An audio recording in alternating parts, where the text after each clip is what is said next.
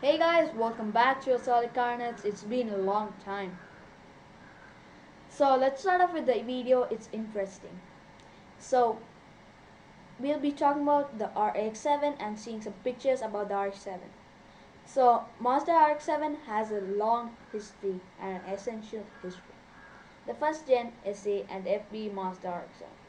The first generation rx7 was launched in 1978. The little two-seater sports car was something of a game changer. Not only was it powered by an unconventional rotary engine, but it was also relatively lightweight, practical with its large rear glass hatch, and throughoutly modern. Moreover, it was affordable, which allowed more enthusiasts to get behind the wheel. But these days in the US, it's getting to $150,000. So it's no more affordable. It's too expensive. So but then some cars are like 50 grand in the US. So yeah.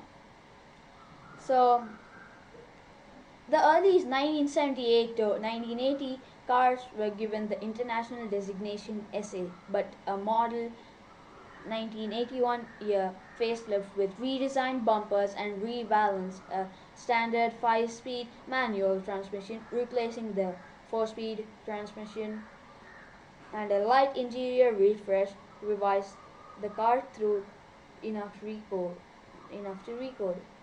FB brakes were disc front, drum rear on the base S models, but the FB is not given enough. What do you say? It, and they don't care about it. I think that the RX7 FD is more of a enthusiast car. So it had drum brakes on the base S model, while upmarket fully loaded GSL models had disc all around and a limited slip differential, the LSD. Suspension was independent front with a 4-link solid axle rear and located by Watts linkage. The FBRX7 112A 1.2 liter rotary engine produced just 100 HP, but its compact size allowed it to be mounted low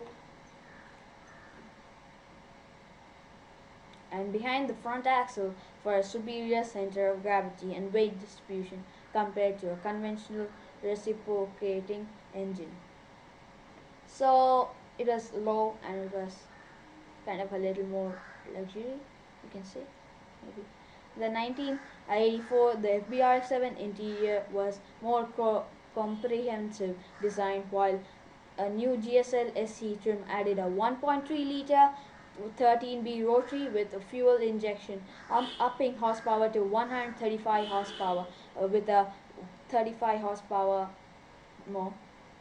Even with the mandatory sunroof and a plenty of power and luxury accessories, just as I said before, it was a little more luxurious than the FD, and yeah, it's a little more luxury, not a sports car, not that much. So the GSL still weighed less than 2,500 pounds, through price had increased somewhat since the car's earliest days. So I'll just put a picture here about the interior. So the price had increased somewhat since the car's earliest days.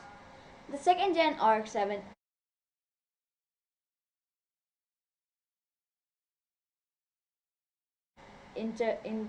internally known as the FCR7. It's kind of a there was a convertible version of that. It was a little more sportier version. It was still had the pop ups, and yeah, it looked a little more. What do you say? You can say a little more sporty. Yeah.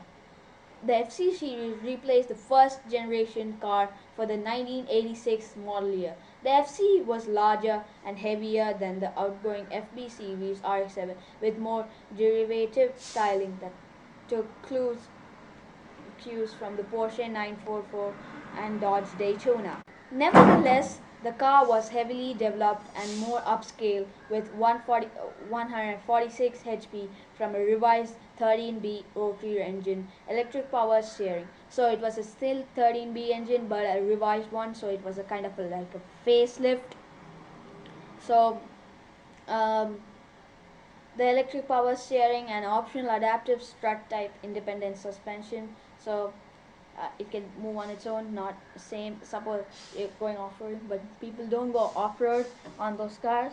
So if there's a rock and there's no rock here, independent helps it to balance the suspension, and it can go without any struggle. So yeah, yes, I don't know. It may not be needed to. So and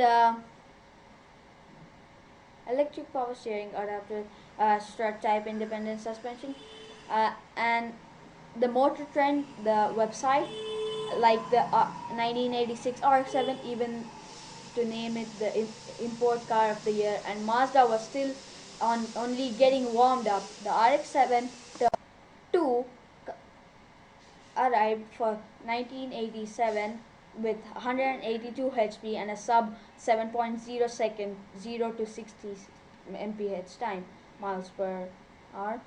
A convertible RX7 debuted in 1988, while in 1989 a lightweight performance-oriented yet naturally aspirated, no turbo, nothing, a GTU version appeared, marketed marketed at those who followed the RX-7's success in the GTU class of the MISA racing series. It's a racing series just like the Daytona. The last model year for the FB RX-7 was 1992. The third gen FDR7 Mazda. So it was the best for me. There was many types of it, but let me tell you when I go through the website. So uh, to my opinion, the FDR7 was a little more sporty than all the other cars. Good for drifting, good for group racing, everything. Just like the Supra. Dan Burkett uses it in the Formula Drift. So yeah. Even Mad Mike uses the FD-RX7 for the Formula Drift. Um, the third gen FE Mazda RX-7, it said good things come in threes, and the third gen RX would be the last product produced to date. So they say that lucky number 3, all things come at the third gen, but for some cars it's not like that. The first gen is the best.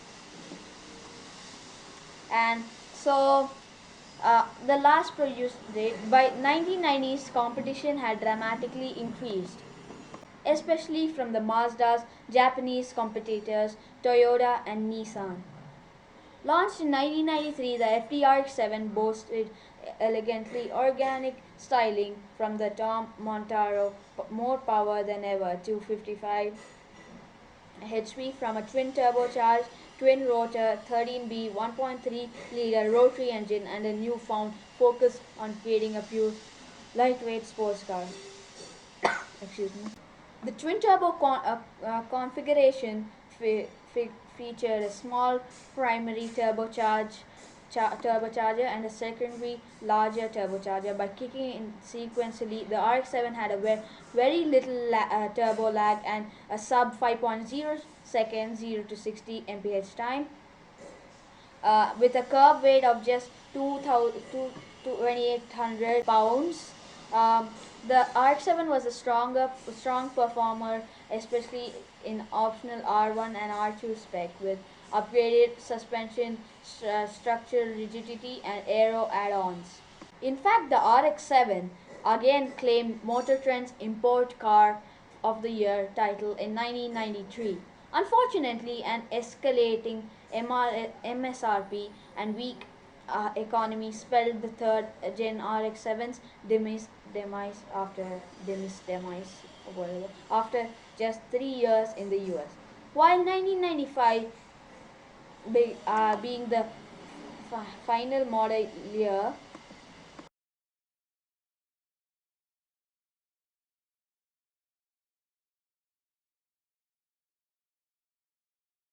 the RX-7 saw sold on until 2002 in Japan. So it's kind of sad news. Uh, and they didn't get an RX-8. No, they did get an RX-8. Not that nice for me. Yeah, so let's continue on. Featuring Mazda RX-7. In 2015, Mazda released the RX version concept at the 2015 Tokyo Auto Show in Japan with a new Skyactiv R rotary engine, but no production plans are forthcoming. The Mazda RX-7 highlights. Mazda RX-7 was extremely successful in motorsports, with the first racing versions finishing 1 to 2 in class in the 1979 24 hours of Daytona. In fact, RX-7s won IMSA's GTU production based racing class 7 years in a row. 7 years, because RX-7 7 year in a row, and winning IMSA's GTO championship an incredible 10 years in a row. So a decade. These victories were often touted on RX-7s by stickers placed on the rear windows at the factory. Tom Walkinshaw Racing RX-7 won the British Touring Car Championship twice consecutively in 1980 and 81. And cars prepped by others won the 1982 to 1984 Australian Touring Car Championship, the 1983 Australian Endurance Championship with three class podiums. So all the three Mazda RX-7s were in a podium: one first place, second place, and third place. That's called a podium. At the Bath Bathurst 1000 or I don't know how to pronounce that. Bathurst 1000 RX-7s were competed successfully in the World Rally Championship in the 1980s. So it was a rally car. It was a great rally car, a great group car, drift car too. In the Ebisu circuit, people use it in D1GP competitions at Minami. Um, um, Today, RX-7s continue to compete in amateur racing events around the globe, including spec racing series designed around the first generation 12A powered cars. So that's all about the RX-7 history, and hope you enjoyed the video. Smash that like button, subscribe button, and switch on the notifications. That's all. Bye.